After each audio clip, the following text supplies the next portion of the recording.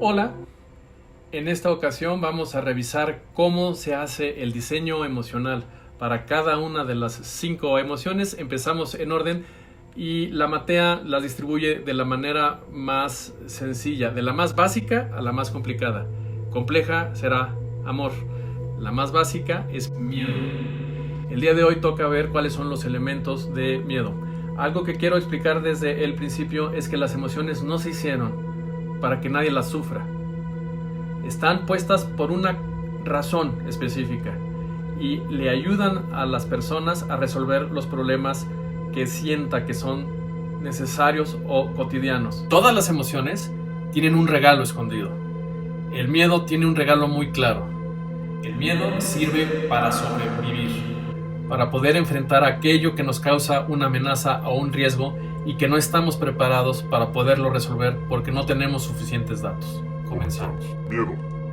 Sus elementos sensoriales O los elementos para poder diseñar esta emoción cuando queramos hacer imágenes gráficas o animaciones. El miedo parece brotar de la condición más humana, la fragilidad. Además, el sentimiento del miedo es el signo más visible de la inquietud del sí. El miedo significa el desorden, lo desconocido frente al orden y la belleza. Esto es una cita de Víctor Bravo, El miedo y la literatura de 2005. Quisiera empezar a explorar cómo se ha visto el miedo en la humanidad y en las diferentes sociedades mediante explorar que históricamente el hombre siempre ha proyectado su miedo hacia la frontera más cercana a su propia ignorancia. Es ahí donde comienza lo incierto. Un común denominador es que todo el mundo cree que le tenemos miedo a aquello que desconocemos. Esto no es cierto como tal. Lo desconocido por sí solo no asusta a nadie. Hay millones de libros en las casas de todo mundo o en la biblioteca de la universidad y aunque no los conozcamos, no por eso nos van a dar miedo. Para que dé miedo debe de haber un riesgo, debe de haber algo amenazante. Entonces el miedo solo funciona cuando se combina lo desconocido y la presencia de un riesgo o una amenaza en eso que es desconocido. Por ejemplo, en la antigua Grecia esto se daba en el mar. Las islas griegas, por ser islas, lo desconocido se daba en su frontera inmediata, que era el mar. Entonces en el mar estaba Poseidón y estaba el Kraken y estaban los monstruos como Escila y Caríbidis. Entonces hay muchos animales o muchos monstruos marinos que les daba miedo a ellos. En la Edad Media, a partir de que se pierde el control del camino que lleva de un pueblo a otro, la gente empieza a temer a lo que hay en el bosque. El bosque es el lugar donde podemos encontrar el miedo hacia la bruja o la torre del mago o un dragón o monstruos que van a aparecer en ese bosque, y la gente en aquellos días difícilmente salía de su pueblo para conocer el otro, había muy poca movilidad. Pero conforme se empieza a explorar más las rutas en el mar, empieza a estar debajo del mar. Por eso Julio Verne ahí es donde genera unos monstruos debajo del agua. A partir de los 60, el miedo se proyecta hacia el espacio. La gente le empieza a tener miedo al platillo volador, al alien, aquello que viene de otro mundo. Yo creo que del 2000 para acá, no está en esta presentación, pero lo platico así, creo que el miedo se ha trasladado a las regiones más oscuras de nuestro propio inconsciente. Muchas de las películas nuevas, como el Babadook, proyectan el miedo hacia uno mismo y a las cosas que desconocemos de nosotros mismos. Quiero aclarar que no es lo mismo el sobresalto que el miedo que la ansiedad. El sobresalto es un reflejo motor, ¿no? Es algo que le pasa a la gente cuando brincan porque alguien llega por atrás y les grita fuerte, brincan. Esto no es en sí miedo, esto es una reacción que es una especie de reflejo. El miedo es así, es una emoción visceral y es la que vamos a explorar. El miedo, siendo la primera emoción de la Matea, es una emoción muy simple, muy básica y tiene su función. Todas las emociones sirven para algo, recuerden eso. Y tampoco es ansiedad, porque la ansiedad es un miedo prolongado por mucho tiempo, que provoca un trastorno mental y que puede tener efectos físicos. El hecho de tener la emoción, y la emoción requiere que se resuelva ese miedo, el no resolverlo y el evadirlo, el evitar el miedo porque para algunas personas es una emoción desagradable, lo que provoca a la larga es no cerrar el ciclo del miedo. Por lo tanto, siempre se tendrá ese miedo, pero llega un momento en donde se deja de saber por qué. Es decir, se genera una distancia entre la razón de lo que causa miedo y el miedo mismo. Eso provoca el trastorno de ansiedad, que es cuando uno amanece asustado, o sea, ya desde que abre los ojos está asustado y no sabe por qué. ¿Qué detona el miedo? Normalmente lo que detona el miedo en todas las personas es el saberse vulnerable o en una situación en la que uno no tiene control. La presencia de lo incierto como una amenaza. Les decía, lo que es desconocido por sí mismo no causa miedo, y lo que causa una amenaza, si se tienen suficientes certezas, no necesariamente provoca miedo. Para que el miedo surja se necesitan estas dos variables: lo incierto o desconocido y la amenaza o riesgo. Estando estas cosas juntas, entonces aparece el miedo. ¿Para qué sirve? Como todas las emociones, tiene una función concreta. Sirve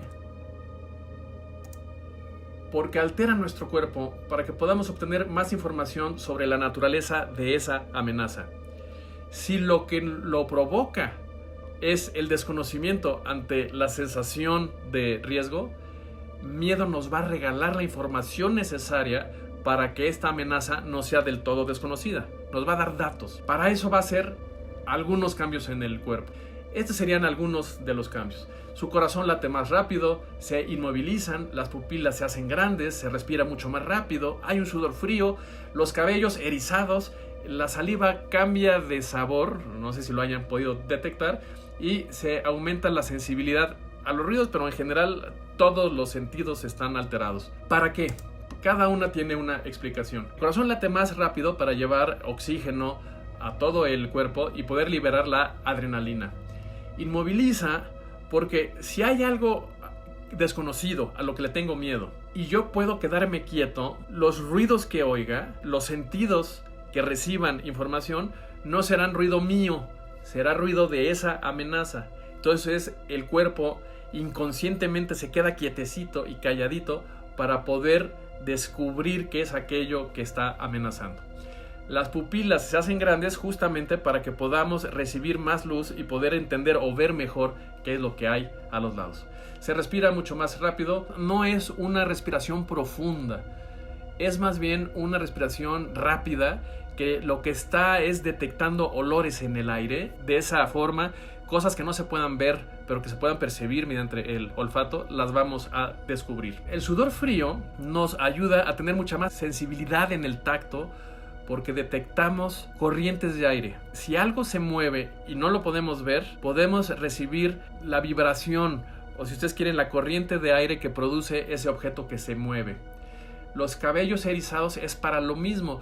Los cabellos, en el momento en el que están perpendiculares a la piel, están flotando en el aire y detectan cualquier cambio en la corriente del viento.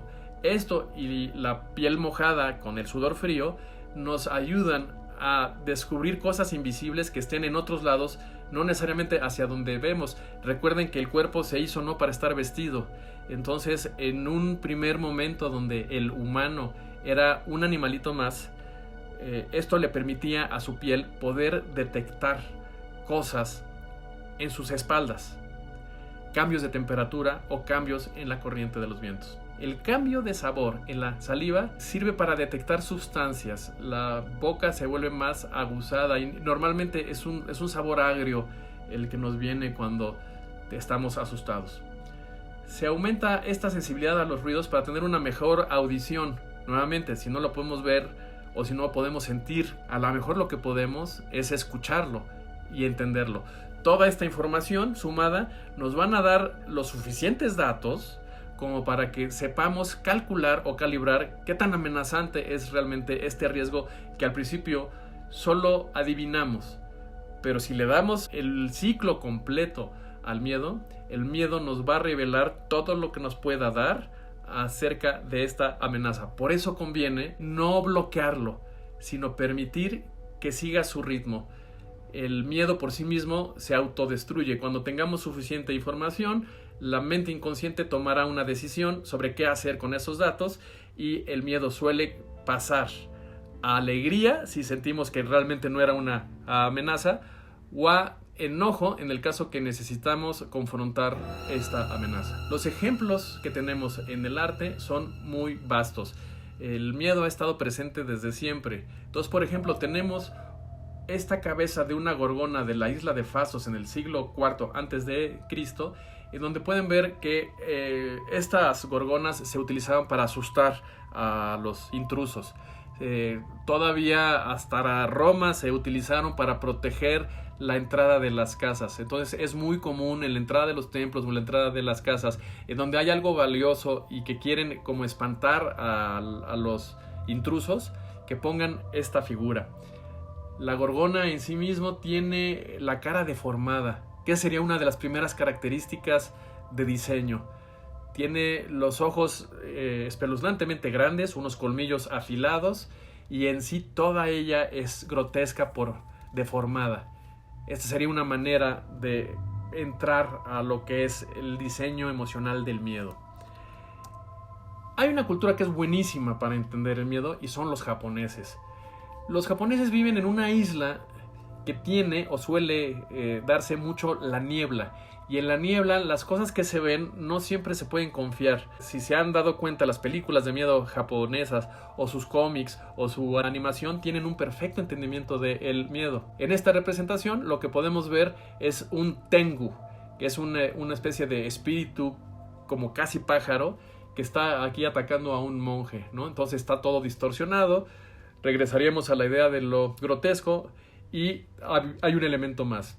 No tiene forma. Vean que es como gas, como tela que se dobla para todos lados y no podemos adivinar bien el cuerpo de este personaje. Aquí aparece lo incierto bajo un riesgo. El ser es amenazante, pero no entendemos bien su forma. Los antiguos mexicanos gustaban, en especial los mexicas, de sentir que tienen un pacto con el miedo. Si ellos son valientes y sus figuras deben asustar o amedrentar al enemigo. La mayoría de sus representaciones se utilizan figuras que tengan dientes filosos o garras o cráneos o corazones o serpientes.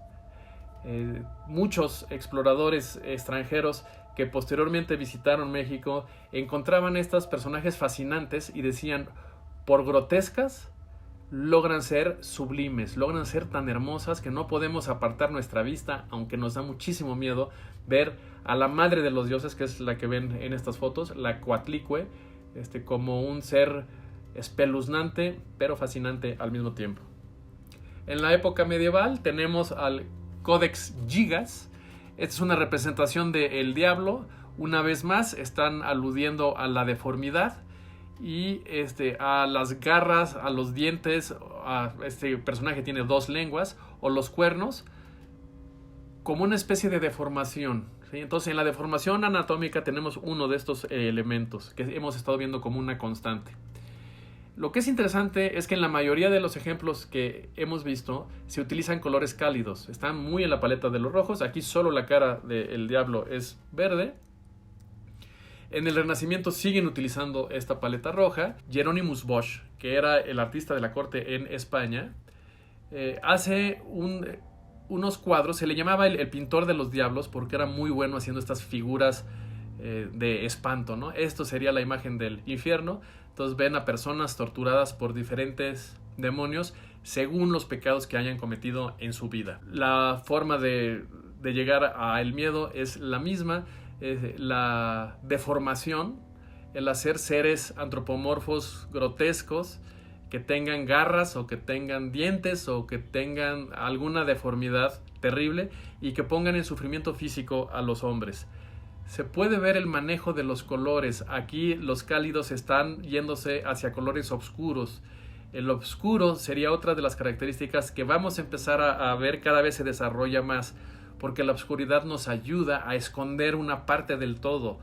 a hacer lo que se ve incierto, porque no se ve bien. Ya hacia finales del Renacimiento y principios del Barroco podríamos tener a Peter Paul Rubens en este Saturno devorándose a sus hijos. Quiero que se den cuenta que la paleta cambió, los colores cálidos están desapareciendo y van a empezar a ser más favorecidos los colores fríos. El personaje es monstruoso, está haciendo un acto monstruoso, se está comiendo Saturno a sus propios hijos.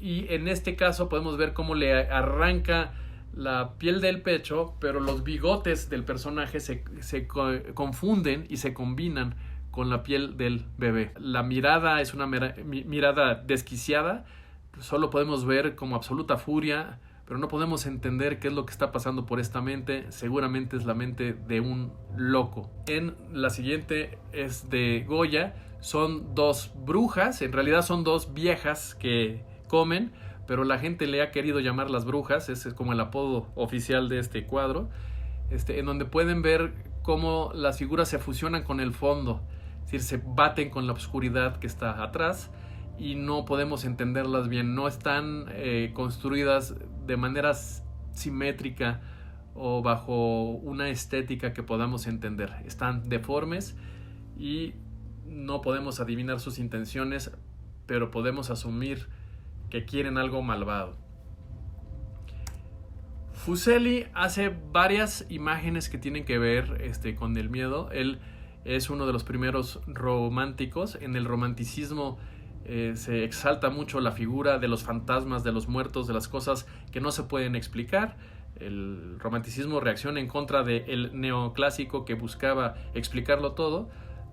Fuseli pinta cosas inexplicables como en La pesadilla de 1781, que pone a este súcubo, a veces íncubo, que está sobre la mujer y le está trayendo pesadillas. Todo esto lo observa atrás un caballo con los ojos blancos que no entendemos bien qué hace en la obra, pero su presencia resulta amenazante. También de Fuseli tenemos a Lady Macbeth tratando de silenciar al marido que viene regresando de matar al rey. Pueden ver por la expresión de los personajes que ellos mismos son los que tienen miedo. Y aquí tenemos algo interesante hacia la luz.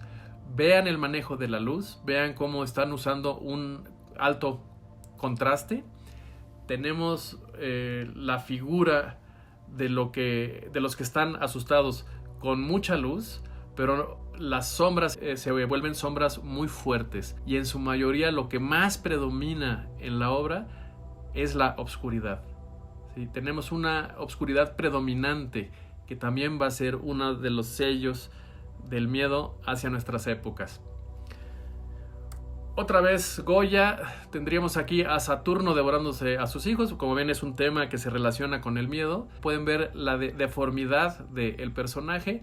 Vean los codos, vean las piernas, vean cómo su cuerpo no corresponde al de una persona normal. Y la figura del bebé todo destruido, en realidad parece como un pequeño niño. Los ojos reflejan la locura nuevamente de este padre que destruye a sus propios hijos. Tenemos también este cuadro de Heinrich Wiesenhoff de 1893, en donde podemos ver una cabaña, unos perros que aúllan y un personaje que casi no se ve, pero está justo al centro, que es la muerte caminando con la guadaña. La muerte paseándose como si fuera una plaga por un pueblo para ver a quién se lleva.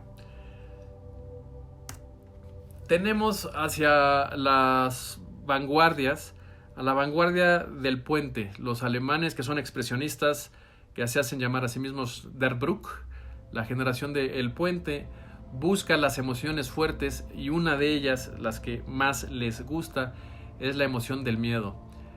Ellos trabajan con estas líneas todas rotas. Vean el trazo es errático, no son líneas puras bien hechas con regla calculadas, sino al revés, son rayones en una tabla para hacer la gilografía de esta calavera que carga un ataúd de 1917.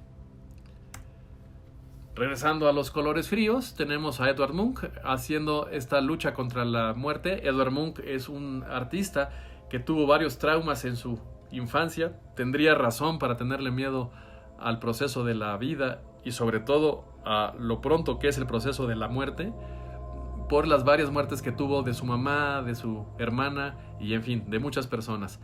En esta imagen nos presenta a la familia de él rezando junto a la cama de la madre enferma, y podemos ver cómo la luz es espectral, la está utilizando de abajo hacia arriba, predominan los colores fríos y en sí la iluminación es bastante irregular. En esta otra obra llamada La Noche de 1920 volvemos a ver los colores fríos, vemos una figura que se ve como femenina pero se transparenta y se puede ver a través de ella, y todos los colores son fríos pero predominan sobre todo los colores oscuros. La figura fantasmal es lo más brillante de toda la obra. En el caso de Leonora Carrington, pintora surrealista, ella está muy acostumbrada a ver espíritus.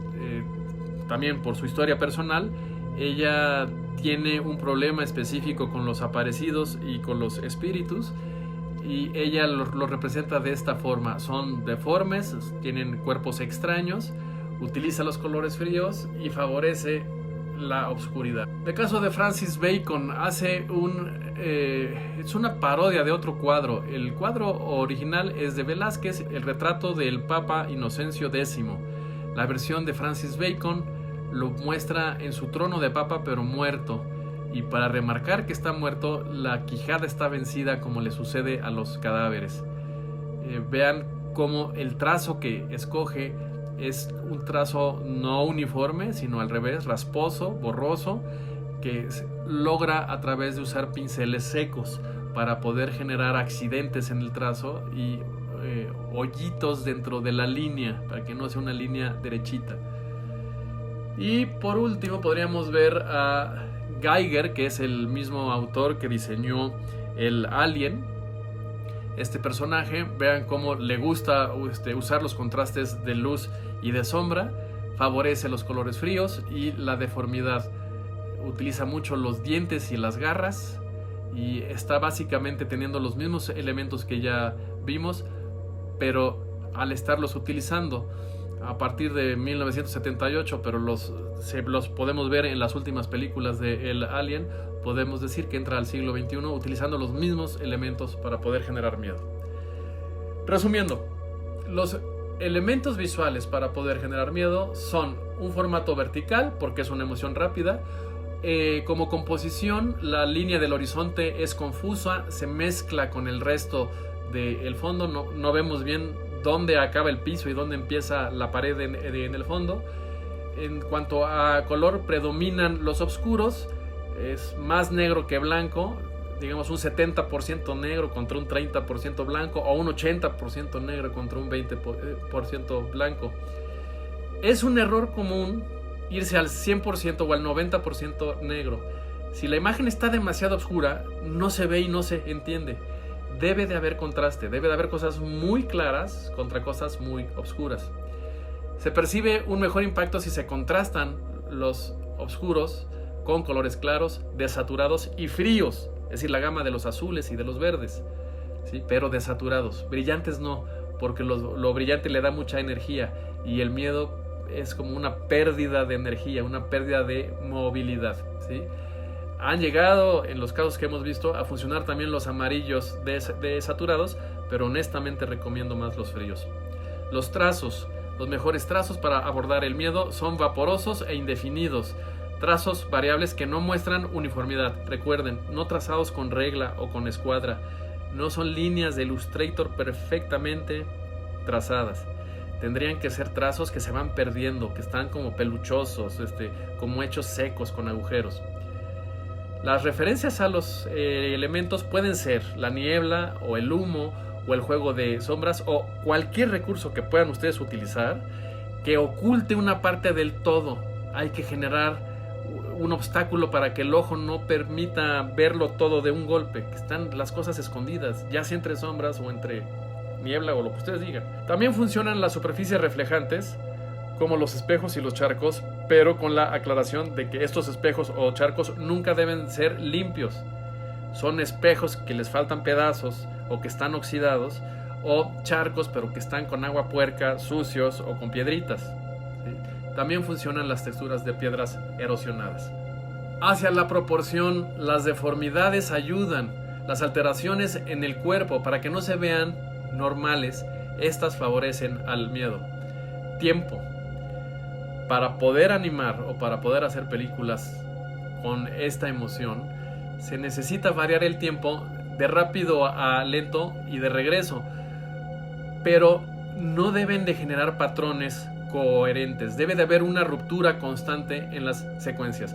Esto quiere decir que si pongo un fragmento rápido y luego uno lento, que no midan lo mismo. No podemos permitir que el cerebro se acostumbre al vaivén de rápido lento, sino cambian el ángulo y cambian el tiempo para tratar de sacar de su sentido a la mente, ¿sí? Que no pueda adivinar qué es lo que sigue. La cámara conviene que se hagan los cambios súbitos de emplazamiento, ¿sí? Que de repente pongan un ángulo picado, un plano holandés, porque no hay nada más aburrido que ver una sola escena sin ningún cambio. Esta es una emoción que pide diferentes cambios, acercamientos, alejamientos para poder acrecentar el sentido del miedo. Y posiblemente la más importante de todas es: debe de haber un rompimiento con la normalidad y con lo coherente bajo una amenaza, ¿sí? Debe de suceder algo que no es normal, que no sucede por lo general y que rompe con lo coherente, pero siempre dejando adivinarse un riesgo, una amenaza. Las siguientes son ejemplos de cómo el formato vertical funciona mejor.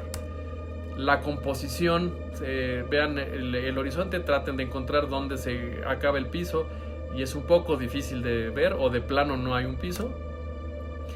En cuanto a color, la oscuridad más que la luz, pero un fuerte contraste entre estas dos cosas, entre la luz y la oscuridad. Conviene una luz contrastada. Los trazos que sean vaporosos, que sean indefinidos. Y en cuanto a referencias a los elementos, tenemos la niebla, el humo, la oscuridad misma, cualquier cosa que esconda una parte del todo. En cuanto a las proporciones, las deformidades, ¿sí? Hay algunos ejemplos en el cine que serían interesantes de ver, pero por razones de derechos de autor no las puedo poner, entonces haré referencias a ellas en anexos, en poner el link para que las puedan ver si las quieren ver. Bien, esa es la explicación de los elementos que se pueden utilizar para poder provocar miedo en aquellas personas que observan nuestra animación. Lo que les quiero pedir es que de esta clase a la que sigue, que veremos otra emoción, me hagan solo el storyboard. Voy a pedirles que, como siempre, suban el storyboard a Facebook, que esto lo hagan en el transcurso de nuestra clase, que es de las 7 a las 9. No van a animar todavía, solo quiero que hagan el storyboard.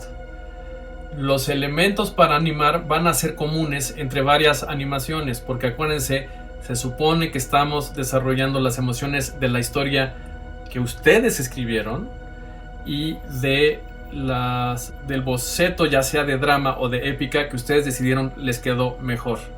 Ahí estamos buscando estas emociones. Entonces les pido muy encarecidamente que de esta clase a la que sigue, que va a ser el lunes, me pongan por favor el lunes entre las 7 y las 9 su storyboard y me puedan o me permitan hacerle correcciones para que estemos muy claros en que lo que se ve ahí ya desde el storyboard tenga la semilla del miedo sembrada y que pueda funcionar bien en el momento que se haga la animación. Eso es todo. Que estén muy bien.